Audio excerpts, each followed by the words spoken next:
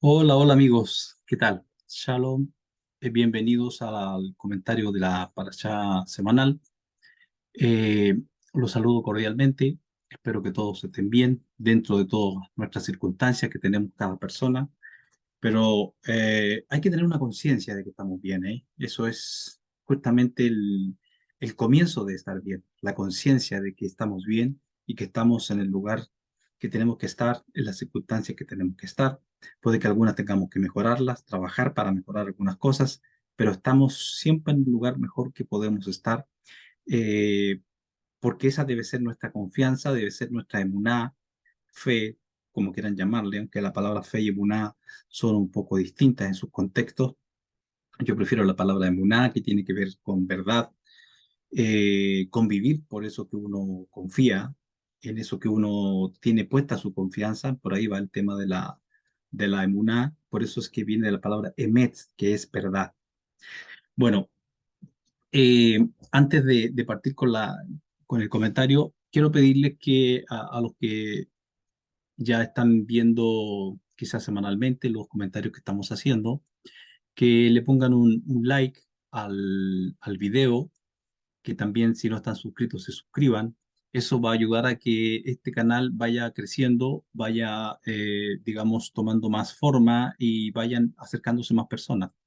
Entonces, si ustedes están en esa condición de que están viendo semanalmente los comentarios que estoy haciendo, eh, por favor, me ayudaría muchísimo si le ponen un like y si se suscriben a mi canal. El único deseo de esto es compartir, es compartir Torah, es compartir,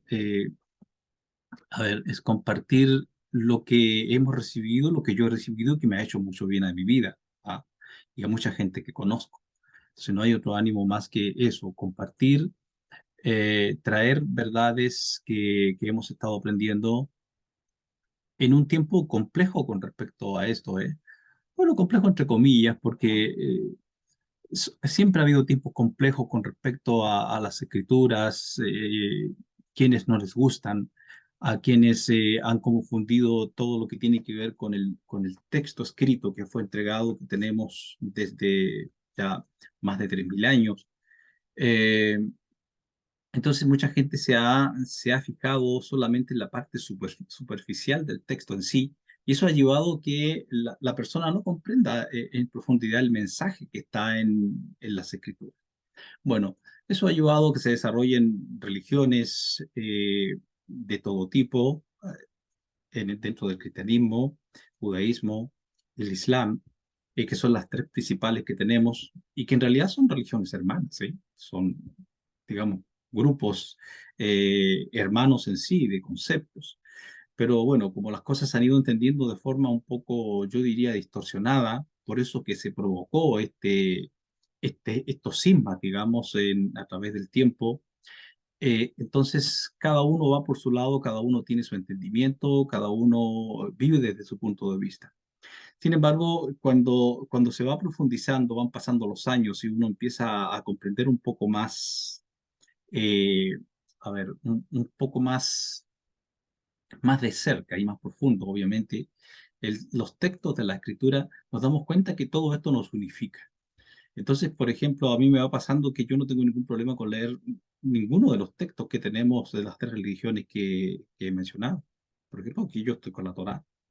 Ningún problema con los textos cristianos, ningún problema con los textos del Islam, eh, ningún problema.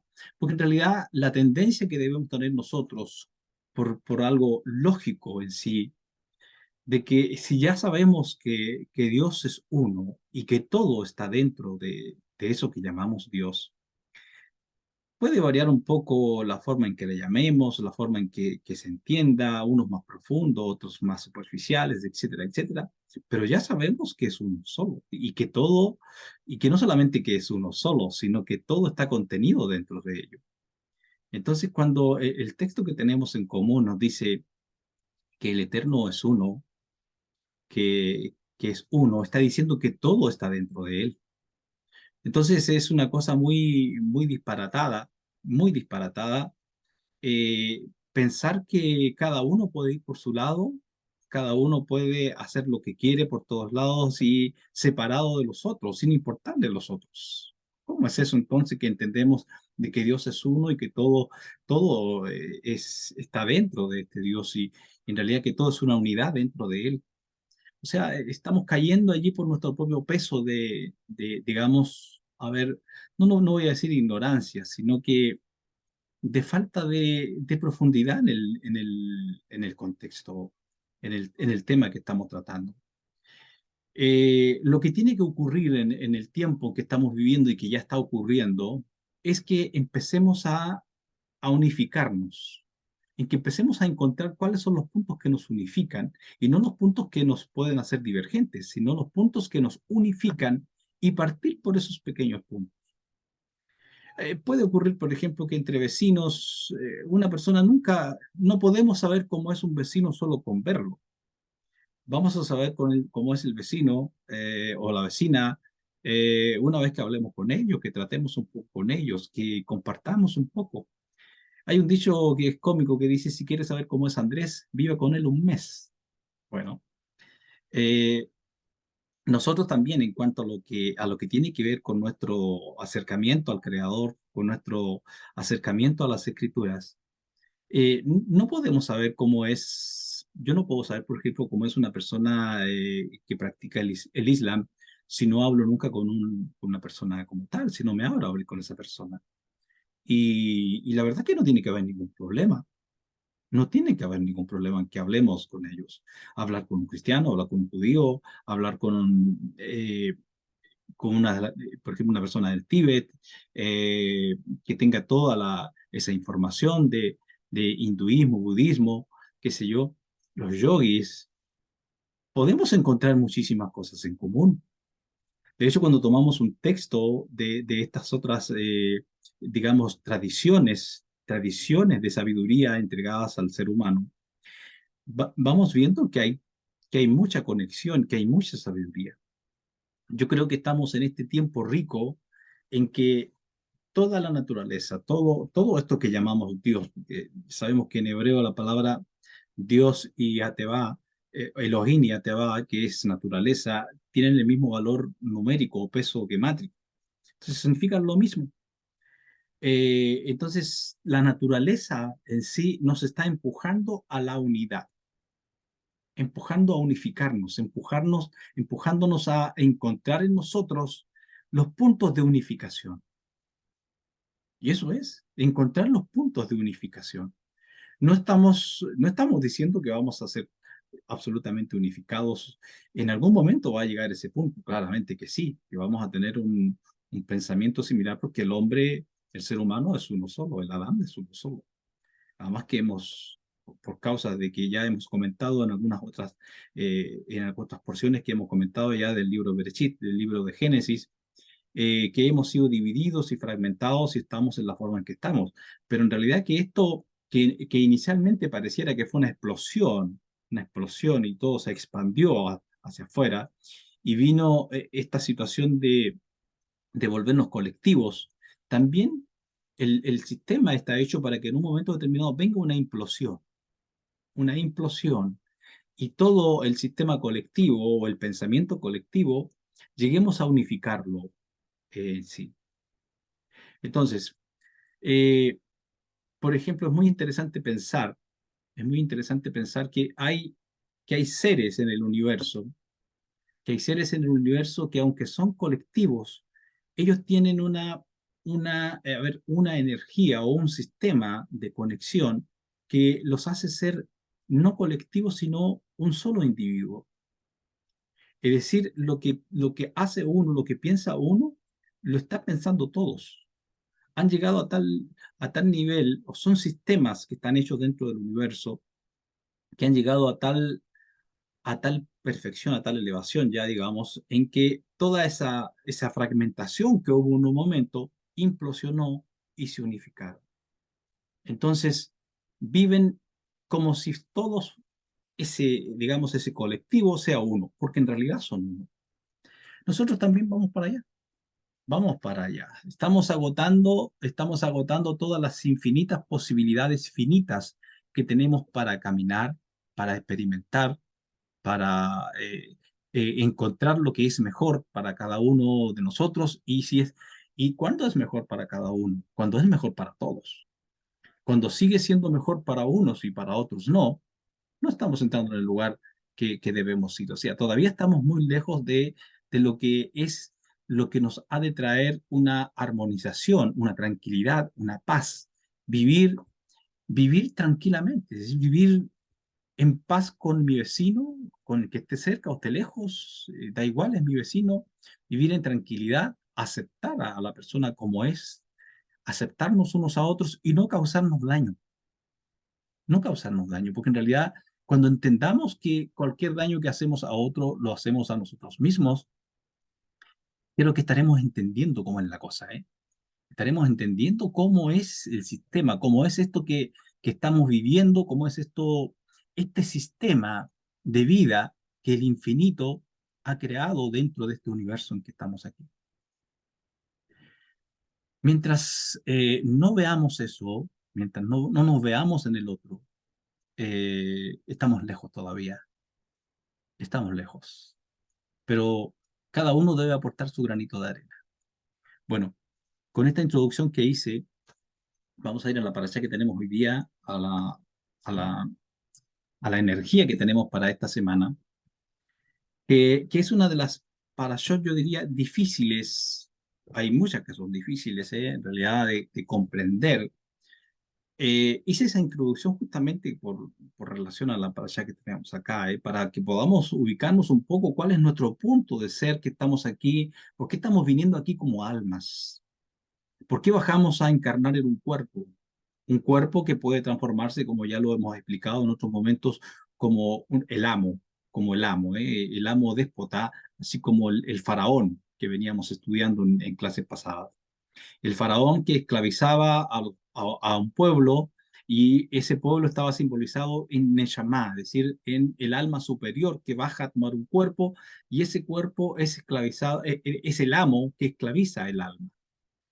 Entonces, seguimos con ese proceso, ¿eh? Seguimos con ese proceso, porque todo esto que estoy hablando aquí, a ver, hay cosas que tengo que explicar, porque esta parashá que traemos hoy día es una parashá compleja y si no explicamos un poquito de Kabbalah, un poquito de los niveles más profundos de entendimiento de las escrituras, en realidad que vamos a quedarnos con el Payat, y en el Payat lo que vamos a tener es un sabor amargo, ¿eh? Un sabor amargo que es el sabor que tiene mucha gente y que están yendo en contra de lo que está escrito acá en las escrituras, en la Torá, justamente por no comprender el trasfondo de lo que está aquí y el trasfondo de nuestras propias vidas. Porque la Torá no habla más que de la vida humana, no habla más que del alma humana, de nuestra alma superior, de las cosas que nos esclavizan, de cómo está conformado nuestro ser. Eh, perdón, de cómo está conformado nuestro ser. Entonces, cuando comprendemos nosotros cómo está conformado nuestro ser, propiamente tal, nuestra estructura, vamos entendiendo por qué razón somos traídos a este sistema físico, y con un cuerpo físico, pero con toda una vivencia interna. Porque todo cuanto ocurre en nuestras vidas, si bien es cierto, nos puede afectar, por ejemplo, la temperatura, eh, nos afecta la temperatura, nos afecta un montón de cosas externamente. Tenemos 5 sentidos naturales que son para percibir lo que ocurre con nuestro cuerpo físico. Bueno, todo eso es natural que esté así, pero más que eso, este sistema de vida en que bajamos a esta tierra, vivimos una cantidad de años y nos vamos dando cuenta que la vida es muy corta, ¿eh? La vida, no sé, a mí, yo me pongo a pensar en mi propia vida y me parece que hace unos días tenía 15 años y ya tengo muchísimos más de 15 años. Entonces uno ve que el cuerpo de uno va cambiando. Sin embargo, internamente, nuestro ser, quienes somos realmente, los que estamos dentro de este cuerpo, somos, estamos intactos, no sentimos vejez, no sentimos que ha pasado el tiempo, los recuerdos. todo va a depender de la memoria que tenga cada quien, pero los recuerdos están vivísimos, las sensaciones, los acompañantes que nos llevan dentro de nosotros, el niño, el joven, el adulto, etcétera, etcétera, y luego el que va ya en la edad en que tenemos, están aquí. Son procesos que en cierto punto, y en un pensamiento más, más profundo, están aconteciendo simultáneamente. Porque díganme ustedes, cuando sacamos nuestro niño y jugamos con algún amigo, jugamos con, con nuestro hijo, jugamos con alguien, no sale nuestro niño el mismo que teníamos cuando éramos niños, o no sale el joven, o sale el que cuando teníamos 30 años, o sale el que ya tenemos, somos cincuentones. O sea, son energías, son estados de conciencia que también podríamos decir dimensiones internas nuestras que van paralelas y simultáneas en nosotros. Entonces, ¿por qué estoy diciendo esto? Para que pensemos que los seres humanos no somos solamente un saco de huesos. Tenemos muchísimo más dentro de nosotros, muchísimo más. Entonces, lo que hemos venido estudiando desde que comenzamos el libro de Bereshit es justamente la bajada de este ser interno que llevamos nuestro, que en hebreo le llamamos Neshama, que es nuestra parte más elevada, que es nuestra parte, digamos, esencial nuestra, que es nuestra conciencia. Eh, la conciencia que nos permite ser conscientes de nosotros, ser conscientes del universo, ser conscientes del creador, de todas estas cosas. Esa es la Neshama. Tenemos otras partes más inferiores que ya también las hemos comentado, y justamente en esta parashá nos van a ayudar muchísimo esos comentarios que ya hemos hecho en las otras parashot, para poder entender un poco lo que tenemos aquí. Porque claro, también lo he dicho más de una vez, la Torá ha sido entregada con ropajes, con ropajes. Eh, ¿Por qué? Y la pregunta es, ¿por qué no se nos entregó la Torá así libremente? Es decir, todos los secretos ahí abiertos, todo aquí, abrimos acá, y esto por esto, y esto por otro, por aquí, por allá, etcétera, etcétera. Sino que está como encristada y tenemos que hacer un trabajo. Bueno, tenemos que hacer un trabajo, porque el proceso de hacer el trabajo es justamente el que nos lleva a conectarnos y a comprender quiénes somos nosotros, quiénes somos, quiénes somos en todo el sentido de la palabra, quiénes somos, de dónde venimos y hacia dónde vamos. Y en ese sentido, la Torá, las escrituras, Torá que significa instrucción, ¿eh? Todo lo que tenemos en los libros escritos por Moisés se llaman Torá, es instrucción, aunque también se puede aplicar el nombre Torá a todo el resto de las escrituras. Pero sin embargo, en forma estricta, propiamente tal, Torá es los libros escritos por el profeta Moshe. Entonces, estos libros, como he dicho también, no son solamente cuentos que traen aquí, son ropajes. Cada cuento es, cada cuento, cada historia, cada palabra que está aquí es un ropaje que oculta un cuerpo atrás, que oculta una enseñanza. Y bueno, ¿por qué, por qué esto, como dije, no se nos vino así totalmente explicado? Bueno, es llamémosle así, una una acción del creador totalmente a propósito para que nosotros tengamos el trabajo y en ese proceso del trabajo, como dije, conocernos. ¿Quiénes somos? ¿De dónde venimos? ¿A dónde vamos? ¿Qué es el universo? ¿Qué es lo que nos acompaña? ¿Qué es lo que nos rodea? ¿Dentro de qué existimos? ¿Dentro de quién existimos? ¿Qué es esto que llamamos Dios? ¿Qué es lo que llamamos el infinito? ¿Qué son los procesos que lleva mi vida? ¿Por qué nazco, nacemos a este mundo y hay unos padres que nos están esperando y luego vamos creciendo, nos vamos desarrollando y luego bajamos la curva y vamos envejeciendo y vamos volviendo, digamos, como al inicio, como a irnos de acá. En un momento no estábamos, pero luego estamos y luego crecemos, florecemos como una flor y damos frutos, una vida por aquí, otra vida por allá, hacemos algunos aportes, qué sé yo. Eh, ¿Qué es esto? ¿Qué es? Son cosas que tienen que ponernos a pensar. ponernos a pensar qué es lo que hay detrás de todo eso. Pues bueno, es trabajo nuestro encontrar eso.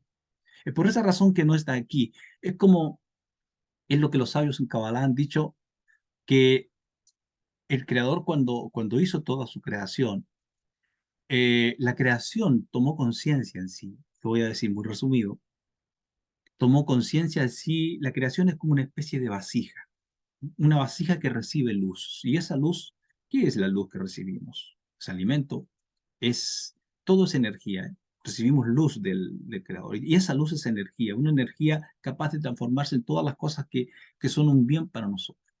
Y también lo que puede ser algo negativo, también lo produce la misma luz.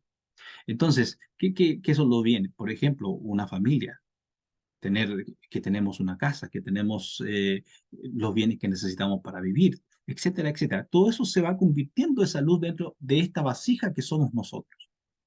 Entonces, en un momento determinado, inicial, estoy hablando en el no tiempo, aquí me estoy trasladando en mi conciencia donde no había tiempo ni espacio.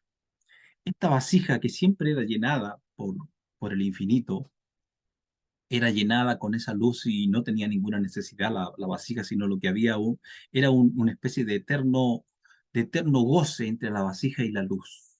La luz daba, la vasija recibía. Entonces era algo muy particular. Pero la vasija tomó conciencia en un momento determinado y tuvo el deseo en sí de no solamente recibir, sino de dar.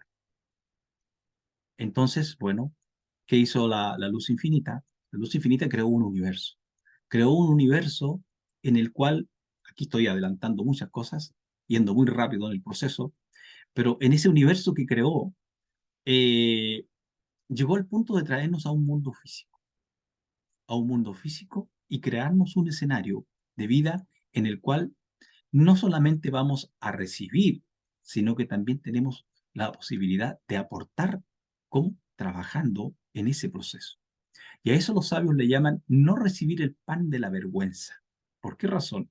Porque cuando solo recibimos y no hemos hecho nada, bueno, ¿qué hicimos para ganarnos esto? Tuvimos la posibilidad de que subiera en nuestra conciencia el deseo de trabajar y hacer algo. Pues bueno, eso es justamente lo que hacemos cuando estudiamos, cuando trabajamos para aprender algo, para comprender por qué estamos aquí, qué estamos haciendo, para dónde vamos, para dónde llevo mi vida, qué es lo que tengo, qué herramientas tengo para asirme y poder encontrar los propósitos de mi vida y ayudar a otros si logro encontrar algunos de ellos.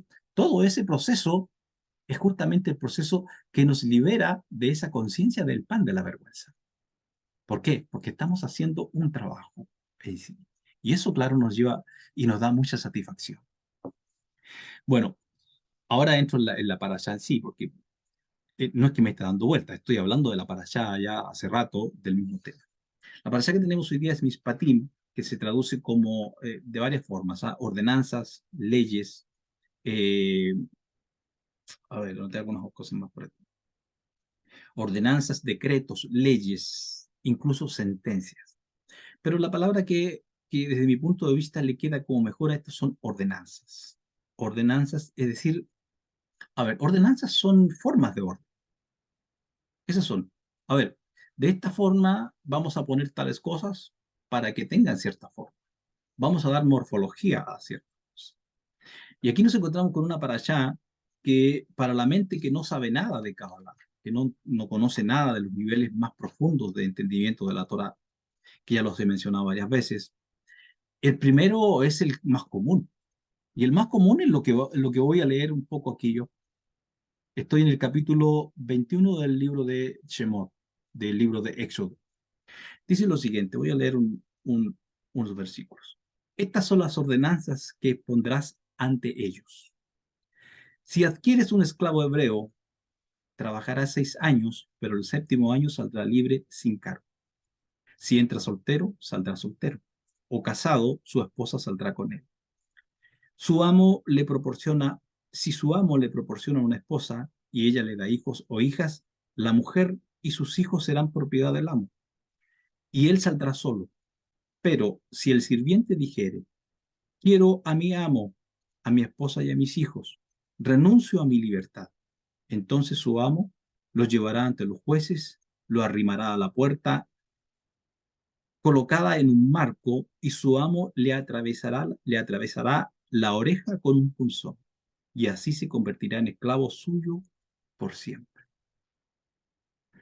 Vaya, una lectura como esta a mentes modernas, modernas y sobre todo acostumbrados a leer en el nivel Pashat, incluso muchos, lamentablemente, alejándose muchísimo de las escrituras por, y lo voy a decir muy claro, por el daño que han hecho las religiones establecidas en este sentido. ¿Por qué? Porque han puesto un montón de explicaciones al respecto que, que algunas son con mucho sentido, pero otras que no tienen ningún sentido.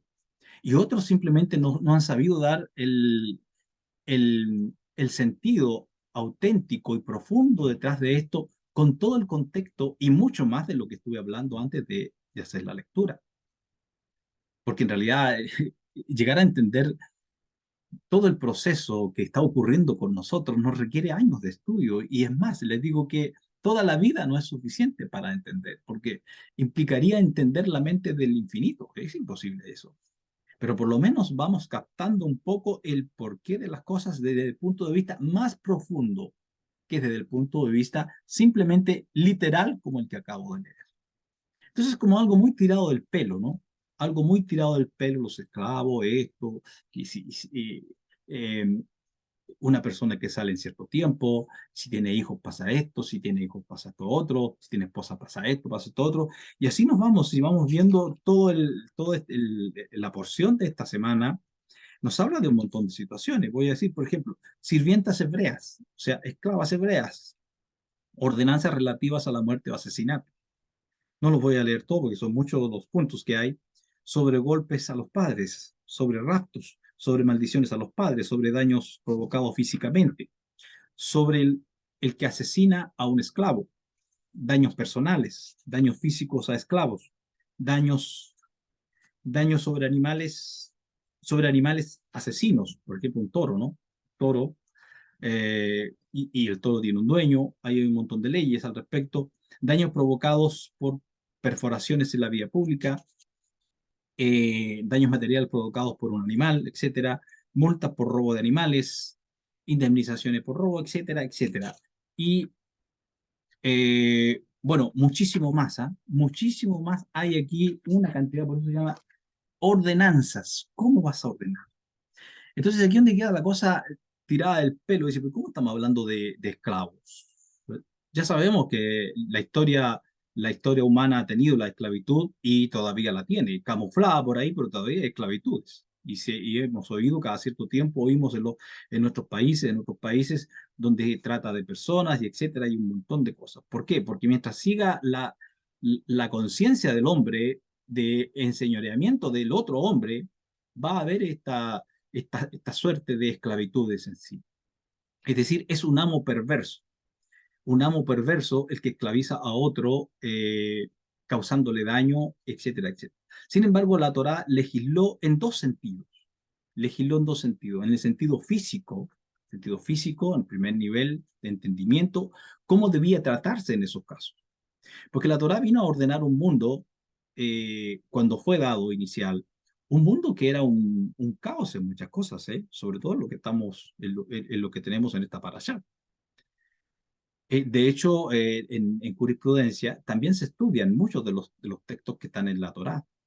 Se estudian cuando la persona se está preparando para ser un abogado, se estudian algunos de estos textos dados en las escrituras, dados en el Talmud, por ejemplo, en la Mishnah, en la Gemara, que hay muchísimas leyes de cómo tratar distintos tipos de casos.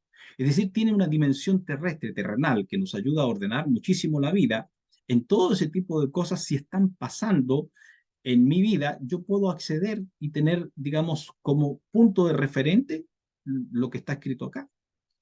Pero esto es el Payat, es decir, es el nivel superficial de la Torah. Si nos vamos al nivel más profundo, nos sigue hablando de lo que hemos venido hablando durante mucho tiempo ya, que el amo, si bien es cierto en un momento dijimos que era Faraón, pero que Faraón también era un símil, o el amo también era un símil del cuerpo físico. del cuerpo físico que tenemos nosotros, en donde baja un alma, donde ha bajado un alma que es nuestra propia alma, que es nuestra Neshama, que es esta energía interna que no tiene una forma física, sino es una forma de luz, ni siquiera luz como la luz física que vemos nosotros, es una energía indescriptible para nuestra conciencia humana, pero que es la que nos permite tener la conciencia de existencia, que a mí me permite ahora tener la conciencia de yo estar aquí eh, tratando de explicar, tratando de dar algunas referencias con respecto a la Torá, de lo que me viene, de lo que puedo comprender. Y ustedes por allá están tratando de entender lo que estoy diciendo y simultáneamente todos estamos tratando de aplicarnos esto a ver en qué sentido nos puede ayudar. Simultáneamente, eso ocurre en la mente simultánea nuestra. Entonces, cuando hablamos de esclavo de un punto de vista más profundo y no solamente del punto de vista pashat, literal, estamos hablando del cuerpo humano, que es el amo, que puede esclavizar los otros niveles que tenemos de alma. Y aquí vamos a recordar que he dicho que el alma humana tiene cinco niveles en su estructura. El primer nivel, el primer nivel y más bajo es el nivel Nefesh. Nefesh. Ese está amalgamado en el cuerpo, particularmente los sabios dicen que está relacionado con el hígado, porque el hígado es un órgano muy importante con respecto a la sangre, etcétera, etcétera. Es el laboratorio del cuerpo. Bueno, tiene muchas cosas importantes el hígado. Entonces, dicen que la fuerza del nefesh está o se reparte hacia todo el cuerpo desde el hígado. Y justamente este es el que mantiene la vida biológica, el nefesh, esta energía llamada nefesh, o tipo de alma que desciende a un cuerpo físico, eh, que desciende y que mantiene el cuerpo físico en funcionamiento sanguíneo, todos los órganos, todos los sistemas funcionan. Pero a la vez también toda la parte que tiene que ver con los instintos más primarios, ¿eh? El instinto de mantenerse, de la conservación, por eso comemos, por eso nos proveemos de alimento, por eso trabajamos, etcétera, etcétera, porque necesitamos tener alimento constantemente para el cuerpo. Aunque se ha demostrado que llegará el momento, llegará el momento en que el cuerpo humano no necesitará comer. Hay personas ya en esta época que se alimentan, particularmente en la India, de una energía llamada paránica, lo que podríamos llamar el éter por acá nosotros. Entonces, ellos han aprendido cómo alimentarse, han aprendido no solamente cómo alimentarse de esa energía, sino han aprendido cómo encontrar esa energía con los otros niveles superiores que ya voy mencionando en esta clase. Entonces, porque fíjense que hay algo muy interesante en esto. En la ciencia se ha descubierto que la célula humana es eterna. La célula humana no se, estando en su condición, estando en la condición, digamos, favorable para su mantenimiento, teniendo su alimentación, su respiración, todo perfecto, todo, la célula permanece, puede permanecer indefinidamente, indefinidamente.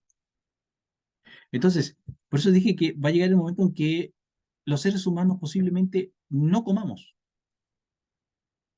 Estoy hablando de un futuro quizás muy lejano todavía, pero llegará el momento en que no vamos a comer, que no será necesario comer, sino que todo lo obtendremos cuando aprendamos a obtenerlo de lo que nos rodea, porque todo es vida.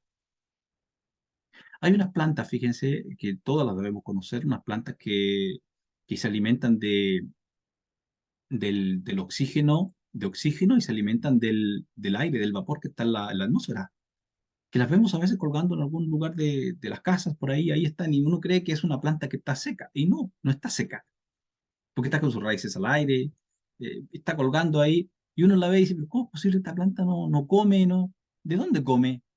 ¿De dónde saca su energía? Pues la saca del ambiente, la saca del sol, la saca del vapor que está en la atmósfera, etcétera, etcétera. Y eso es lo que necesita para sobrevivir. ¿Me entiendes? Entonces, el cuerpo en sí el cuerpo y el nefesh es una energía muy particular. Pero, y esta energía es como, es literalmente eh, la primera capa, digamos así, la primera capa de nuestra esencia como seres vivientes. En esto somos igual que los animales. La segunda tiene que ver con una elevación ya bastante superior.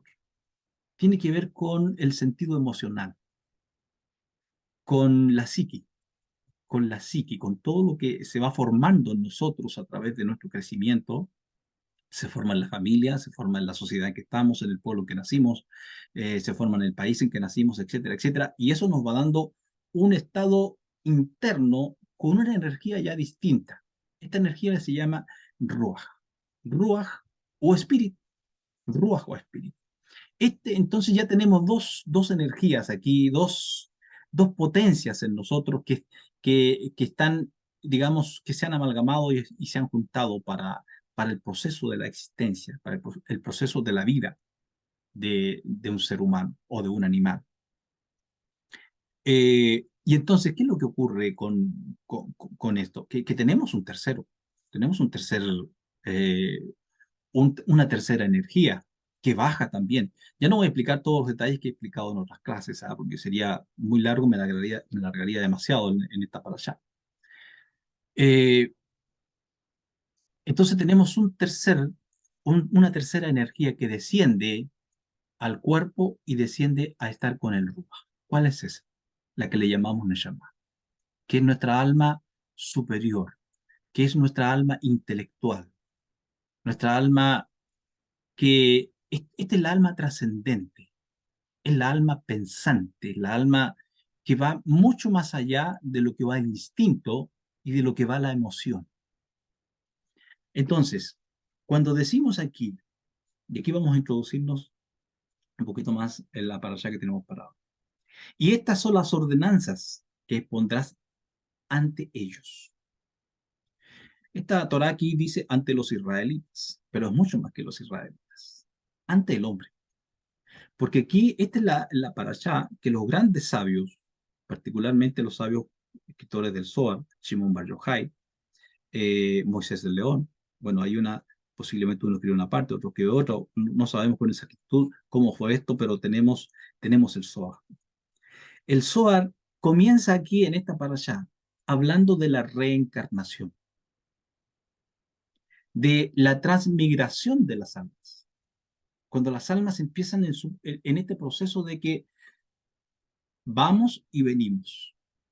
¿Qué parte de nosotros es la que va y viene? ¿Es el nefesh? ¿Es el ruach? La respuesta es que no. La respuesta es que la parte que va y que viene es la neshama. La neshama. Y la neshama guarda, guarda en sí, guarda memorias del nefesh que tuvo y del ruach que tuvo en todas sus encarnaciones. Entonces, cuando dice el primer versículo que leímos de capítulo 21 del libro de Éxodo, Shemot, y estas son las ordenanzas que expondrás ante ellos. ¿Ante quiénes? Ante las personas que vayan en el proceso y que estemos en el proceso y que estamos desde el inicio del hombre en este proceso de reencarnación. Que vamos, venimos, que vamos, venimos. Entonces, por esas razones que aparecen distintos tipos de esclavitud. Aparece la esclavitud de un hebreo, la esclavitud de un no hebreo, la esclavitud de madres, la esclavitud de hijos, etcétera, etcétera. Porque cada uno de ellos representa niveles de, niveles de alma que han descendido a este mundo, a un cuerpo, a un cuerpo. Y ese cuerpo va a depender qué nivel de nefesh tenga, cómo va a tratar a ese esclavo, a esa parte más superior que ha esclavizado. Porque hay, claro, aquí nos vamos a entrar en una temática que como yo no quiero que no me entiendan, sino que quiero que me entiendan, eh, pero obligadamente tengo que explicarle algunas cosillas. Hay nefesh, hay cinco, dijimos que habían 5 niveles del alma humana. Bueno, me faltan tres, los voy a comentar, dos, perdón, los voy a comentar rápidamente. Luego de Neshama tenemos uno que se llama Hayá, que es un nivel ya muy elevado, que tiene que ver con el alma colectiva y que tiene que ver con la raíz de las almas, la raíz del alma de cada persona. Y está el quinto nivel, que es el nivel Yehidá, que es el nivel de unificación de conciencia con el infinito. Y hay quienes piensan que una vez que se llega al nivel de Hayá, de Yehidá, perdón, toda la persona pierde por completo su identidad y se unifica al universo y es absorbido por el universo. Pero no, hay otros autores, hay otros sabios que dicen que no necesariamente ocurre de esa forma, sino que simplemente son niveles muy elevados de almas porque aunque estoy hablando de que el alma humana tiene cinco partes en su estructura, sigue siendo una sola en cinco. ¿Ah? O sea, cinco dentro de uno, que en el fondo es uno solo. Y cada una de estas partes del alma se corresponde con cinco, cinco niveles de emanaciones de mundos, de olamot, de universos, en el momento en que fue traída a la existencia toda la creación. Y voy a partir mencionando desde abajo, desde el nivel más bajo, considerando de que vamos en una especie de, a medida que vamos aprendiendo y conociendo, vamos en una especie de escalera subiendo, subiendo. Y esto es lo que se llama en Kabbalah la escalera de Jacob. Todos saben el famoso sueño de la escalera de Jacob, ¿no? Que él vio que había una escala apoyada, una punta de la escala en la tierra y otra estaba en el cielo. Bueno, la escalera de Jacob es mucho más que esa visión de una escalera, es algo que tiene que ver con una elevación de nosotros en niveles de estados de conciencia.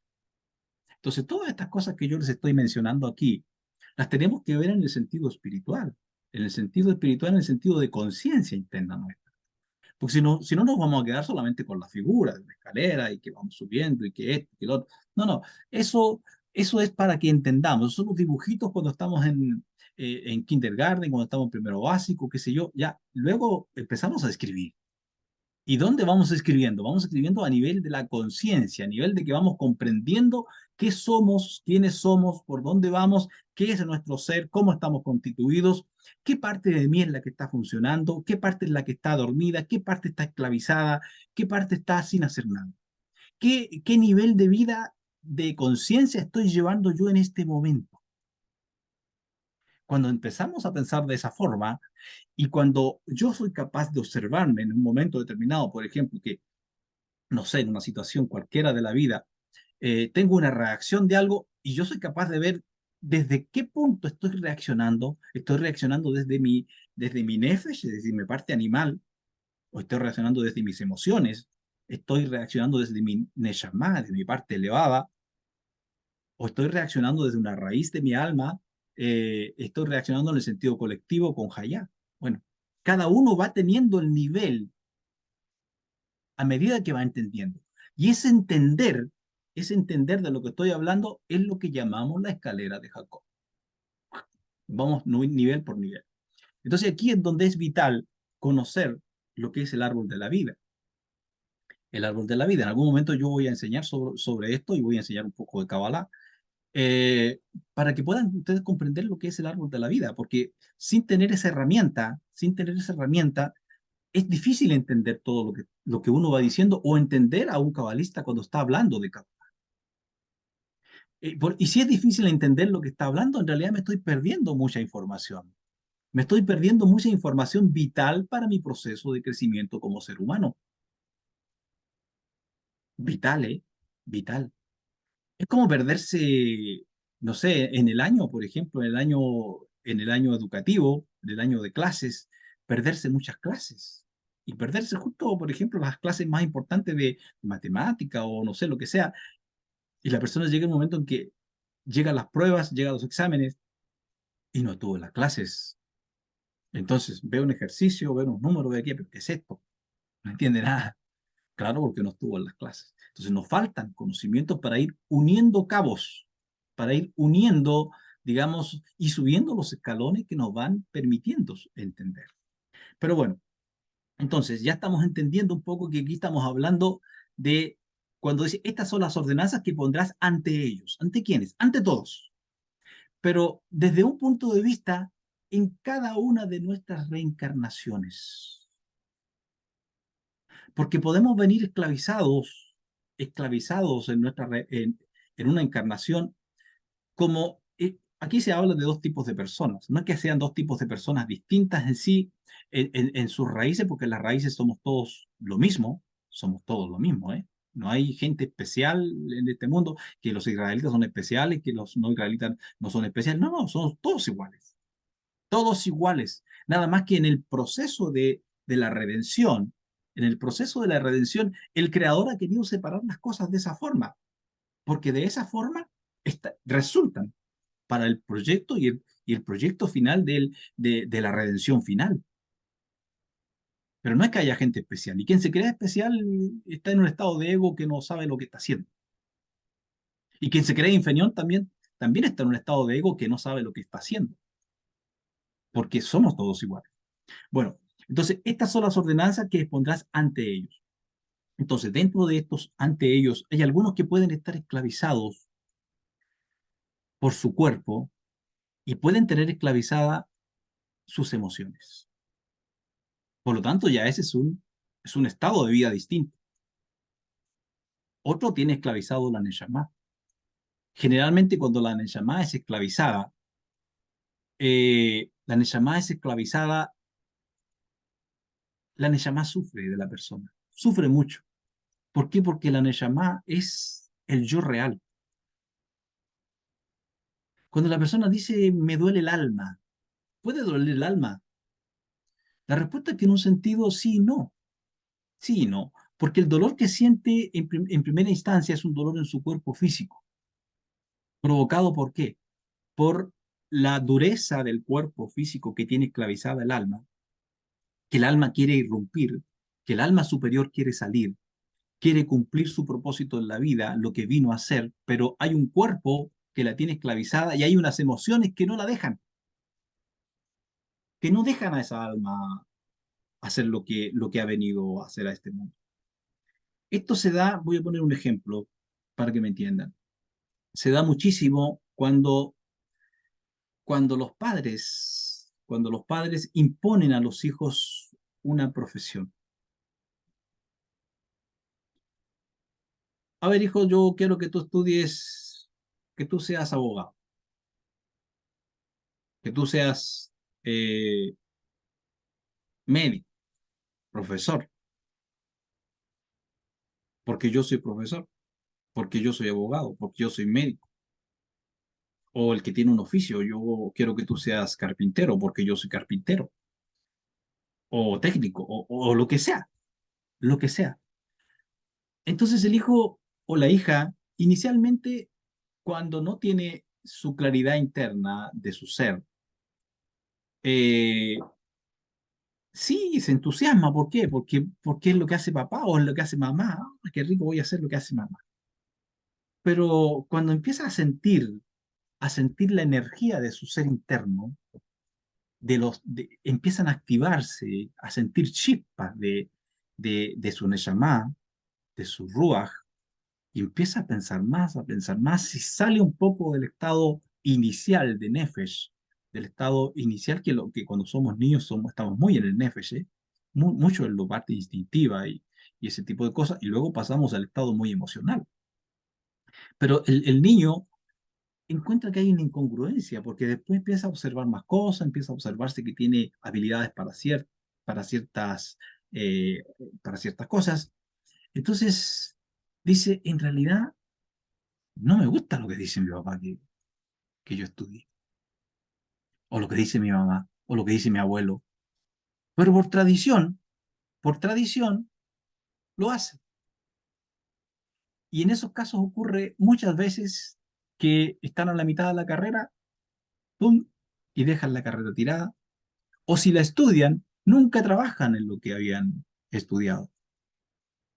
Entonces podemos decir, pero no es pérdida, no, no es pérdida, porque igual es una forma de cubrirse las espaldas de ese joven, de esa joven, de cubrirse las espaldas y decir, ah, sé hacer esto, aunque no me gusta, pero lo sé hacer. Bueno, está bien que los padres no les procuren tener una herramienta a los hijos así en que, como digo, les cubra las espaldas y les pueda ayudar un poco. Pero sin embargo, algo ocurre dentro del joven, dentro de la muchacha o el hombre que ya va creciendo, y estoy haciendo algo que no me gusta, algo que en realidad, en lugar de gustarme, odio este trabajo, lo odio con todo mi corazón, ya no quiero más, llevo, no sé, 15, 20, 30 años trabajando, siempre lo he odiado. Y empieza a pensar, y me gusta tal cosa, pero no se atreve a dar el salto, no se atreve a, digamos, a pegar el tirón y soltarse del esclavo interno, del esclavo de su cuerpo, del esclavo de sus emociones que lo tiene. ¿Por qué? Porque a lo mejor ya está bien posicionado, está ganando un buen sueldo, qué sé yo, etcétera, etcétera, y se mantiene en ese estado de esclavitud, algunos toda la vida, hasta cuando se jubilan. Recién después que se jubilan parece que se liberaron de algo. Ah, ya qué bien me siento porque salí de aquello. Bueno, la persona lleva un estado de alma en sí, un estado de alma que es el estado ideal, que es el que viene su Neshama a hacer, a cumplir a este mundo. Y puse un ejemplo de una profesión, algo muy simple, ¿no? Un ejemplo para, digamos, ilustrar un poco lo que estoy hablando. Luego lo que ocurre en la vida, lo que ocurre en la vida, tantas cosas y decisiones, tantas situaciones que nos tocan vivir, por ejemplo, matrimonios frustrados, matrimonios que no resultaron, eh, situaciones con los hijos que no resultaron bien, situaciones con amigos, situaciones laborales, como ya me puse un ejemplo, etcétera, etcétera. Tantas cosas de esas. Pero hay algo que nuestra alma, que nuestra Neshama, nuestra parte superior trae dentro de nosotros y que nos dice, mira, esto te hace feliz. Y como el propósito de la vida, que vengamos aquí, no es otro más grande que el que seamos felices, que encontremos, que encontremos la felicidad. ¿Por qué es el propósito más grande? La felicidad. ¿Por qué? Porque el propósito del alma es ser feliz. No hay nada más grande para el alma que ser feliz, que ser libre, que no esté esclavizada por el nefesh, por el cuerpo que la lleva a comer cosas que no, que el alma dice, es que no, eso no tengo que comerlo, no, no me viene bien energéticamente. Yo creo que a todos nos ha pasado alguna vez que algo, alguna comida no nos viene bien energéticamente, particularmente los que nos hemos acostumbrado a comer, lo voy a decir, comida kasher, por ejemplo. Nos hemos acostumbrado a comer. O sea, hasta el aroma de una comida que no sea kasher nos hace sentir mal en sí. Y no porque esa comida que no es kasher sea una comida sucia o inmunda, que no tiene nada que ver con eso, nada que ver con inmundicia, nada que ver. Simplemente hay ciertas comidas que nos ayudan en el proceso de elevación de nuestra alma, energéticamente, porque en el fondo todo es energía. O sea, uno pone el énfasis, dice uno energéticamente, porque claro, porque como todo el mundo sabe que todo es energía, ¿ah? Que la fisicalidad, por ejemplo, de este lápiz es simplemente eh, una cosa, a ver, holográfica, pero la fisicalidad, si esto lo vemos en un microscopio muy poderoso, vamos a llegar que hay puros átomos ahí, y dentro de los átomos hay espacios. Bueno, pero la, la, la, la luz infinita se ha transformado allí de luz a partícula. Entonces, el propósito de nuestra alma es ser feliz, es ser feliz. Y cuando los estados primarios nuestros internos que nos llevan a esclavitudes, que puede ser el nefesh, que puede ser el ruach, las emociones. Y aunque, y fíjense, también hablé y dije que el alma tenía 5 niveles. También dije que había 5 niveles en que la luz infinita en su bajada, en su concatenación de bajada hasta llegar al universo físico, fue bajando. Son cinco el amor. Y en ese sentido hay Nefesh de Asia, por ejemplo. Nefesh de Yetzirah, Nefesh de Briah, Nefesh de Axilut. O sea, una persona puede elevar su Nefesh, puede elevar su estado, eh, su estado instintivo. La persona puede ser bastante instintiva, pero a la vez también una persona instintiva bastante refinada.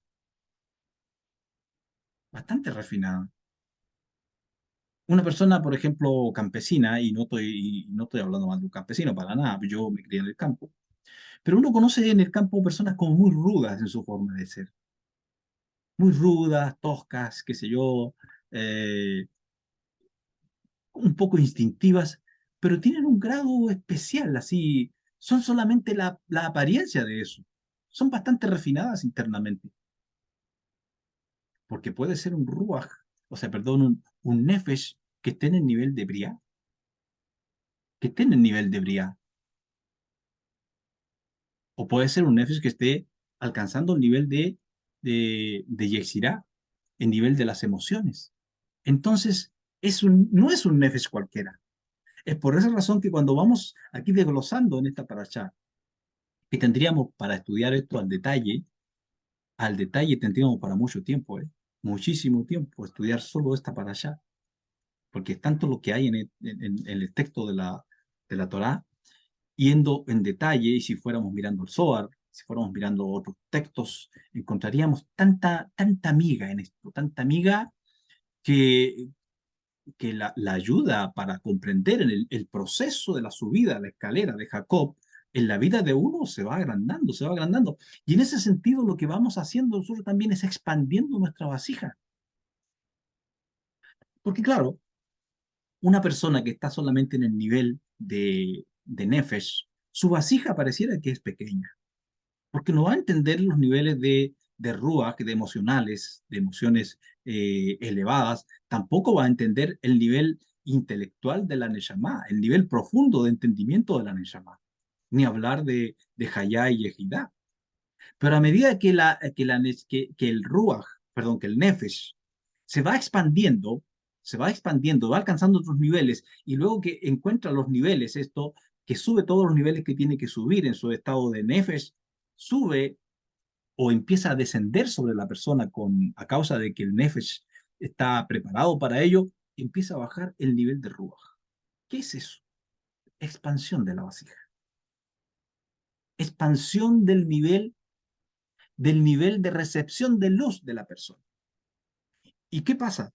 Si la persona, no solamente con eso, luego que llegó y completó el nivel de emocional, el nivel de ruaj, y elevó y manejó sus emociones y las controló, y sabe verse, sabe mirárselas, sabe observársela, ¿qué está haciendo con eso? Expandiendo su, su vasija. ¿Para qué? Para recibir más luz del infinito. Y va elevando su conciencia, su estado dimensional interno, en la subida en la escalera de Jacob. Es decir, subiendo hacia el mundo del Shammai, el mundo de lo que llamamos cielo. Aunque debo decirles que no tenemos, decimos subir, claro, porque es para que nos podamos entender, porque son niveles más elevados de conciencia que vamos teniendo. Pero todo eso está dentro de nosotros, ocurre internamente en nuestro ser. Entonces, no es que de repente vamos a salir volando, ¿ah? Vamos a salir volando, vamos a andar flotando. No es eso.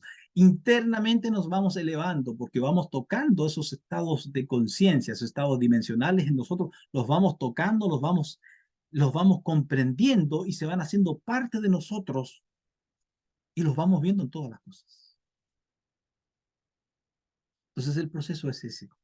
Por eso es que se nos mencionan aquí tantas cosas que son aparentemente como locas, pero como vivimos en un mundo que todavía estamos con mucho nefes, y ni hablar de los tiempos en que fue entregada la Torá, ni hablar cuánta, cuánto estado básico de pensamiento había en aquellos entonces. Aunque, bueno, podríamos decir, cuando recibieron la Torá se volvieron todos profetas, sí puede ser, Claro que sí, pero y las otras generaciones que vinieron luego, que no estuvieron al pie del, de Ar Sinaí, es decir, cuando fue entregada la Torá. Después vienen otras, y por eso son reencarnaciones que vienen, son las rotaciones del alma, las rotaciones del alma. Y por esa razón es que una persona puede entrar en un estado de de nivel que puede ser de un esclavo hebreo, que es un nivel alto y tiene ciertas leyes que manejan esa esclavitud con respecto porque es hebreo y porque el hecho de ser hebreo trae una vasija con más preparación para recibir más luz. Y solamente podía estar sirviendo 6 años y en el séptimo salir. Todo eso tiene conexiones infinitas, tiene conexiones infinitas. Eh, 6 años relacionado con el año de la Shemitah, con los 6 años que se debía trabajar la tierra, por ejemplo, y el séptimo año debía salir libre. La tierra no debe trabajarse ni sembrarse ni nada. También está relacionado con las 6 emociones, con Seirampín. O sea, todo tiene una conexión, pero como eso tiene que ver con mucho Kabbalah, estoy tratando de simplificar lo más que puedo para que me comprendan un poco de lo que está hablando la Torá aquí en estos pasajes. Entonces, estas son las ordenanzas para ellos. Cada uno de los niveles estos en que se presenta la esclavitud en una persona está relacionada con los niveles internos y en relación a qué nivel tiene su nefesh, el cuerpo que esclaviza sus otras dos almas que son las que más usamos, que sería el alma relacionada con Ruach y Neshama. Entonces, un dato muy importante, que lo mencioné, pero lo vuelvo a mencionar. Un dato muy importante es ver aquí, observarme yo en qué nivel estoy, digamos, funcionando. ¿Cuánto, cuánto me atrapa mi nivel de Nefesh? ¿Cuánto me atrapa? ¿Cuánto, digamos, toma de la energía de de mi ser más profundo, de mis partes más elevadas, de mi Neshama? ¿Cuánto toma? ¿Estoy en mi nivel emocional? ¿Mi nivel emocional está equilibrado? Pues de allí va a depender qué tipo de esclavitud y en qué nivel me puedo situar en lo que tenemos aquí en la Torah. Observemos eso de nosotros. ¿Cómo reaccionamos? ¿Cómo vivimos? ¿Cómo tengo mi diario? Si soy una persona muy iracunda, por ejemplo, soy una persona eh, irascible, ¿ah? Lo que sea, una persona muy dedicada al cuerpo, muy dedicada Está bien cuidar el cuerpo, ¿ah? Está muy bien, tenemos que cuidarlo, pero puede haber extremos en eso. Puede haber cosas que me estén jugando una mala pasada en mi cuerpo, porque estoy muy preocupado de lo que ocurre en mi cuerpo. Entonces soy muy instintivo. No tengo control de mis instintos. Bueno, como dije, la parashá tiene muchas cosas interesantes, muchas cosas. A ver, quiero comentar solo un minuto algo que me parece muy importante.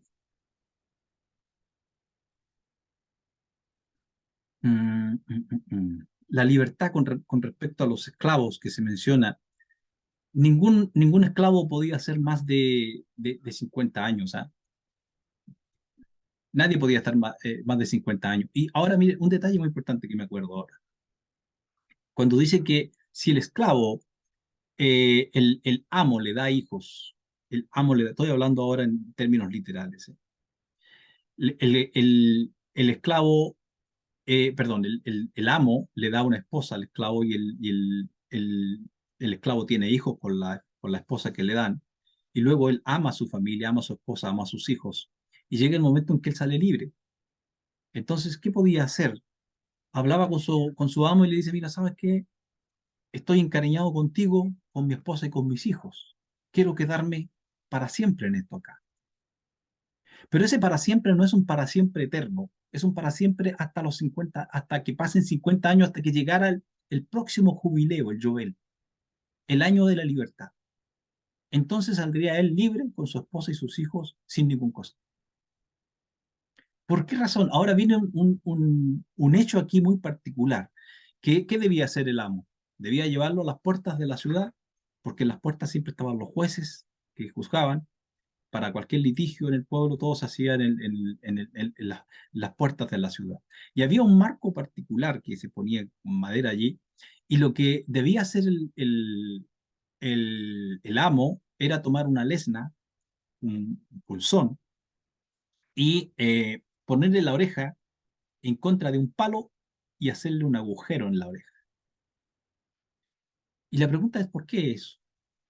Bueno, una de las razones, que seguro hay muchas más, es que cuando, cuando los hebreos estuvieron para escuchar, escuchar los mandamientos, mal dicho mandamientos, las alocuciones en el monte Sinaí, escucharon que el Eterno dijo, vosotros sois mis siervos. Y por lo tanto, los siervos del Eterno no serán siervos de otro perpetuamente. Entonces, la oreja es símbolo de que había escuchado eso que había dicho el Creador. No serán siervos perpetuamente porque yo soy el amo de él. Durará hasta el próximo Joel. Y eso podía estar lejos o cercano, depende del momento en que la persona tuvo que hacerse esclavo o cayó por alguna circunstancia de la vida como esclavo. Y ese es un dato muy importante. Con esto termino. No dejes con vida a la hechicera. Fíjense, no dejes con vida a la hechicera.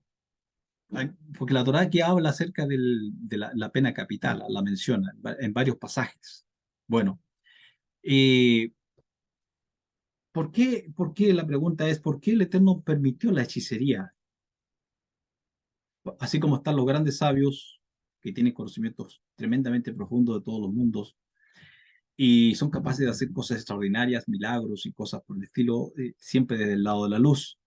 Para el equilibrio, para el equilibrio que debe haber, de hecho esto lo he leído en un comentario aquí en esta misma Biblia, esta misma Torá que tengo acá, que es la Torá de Met, para que haya el equilibrio y se mantenga el proceso del libre albedrío, pues el Eterno ha permitido que cada quien tome lo que quiera,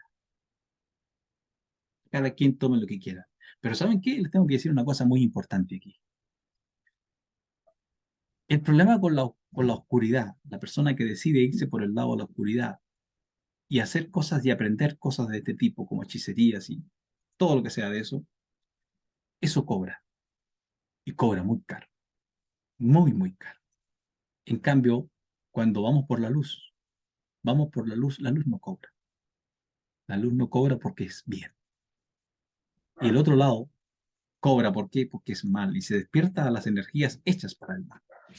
Y ahí se encuentra también una energía muy, muy poderosa, que de las energías negativas que el Eterno ha creado es la más poderosa, que es Amalek. Que no me queda tiempo para hablar de eso. Bien, eh, muchas gracias por estar conmigo, por acompañarme. Denle un like al video y suscríbanse si no están. Muchas bendiciones y será hasta la próxima, el próximo lunes, si Dios quiere, con el próximo comentario. Bendiciones para todos y shalom.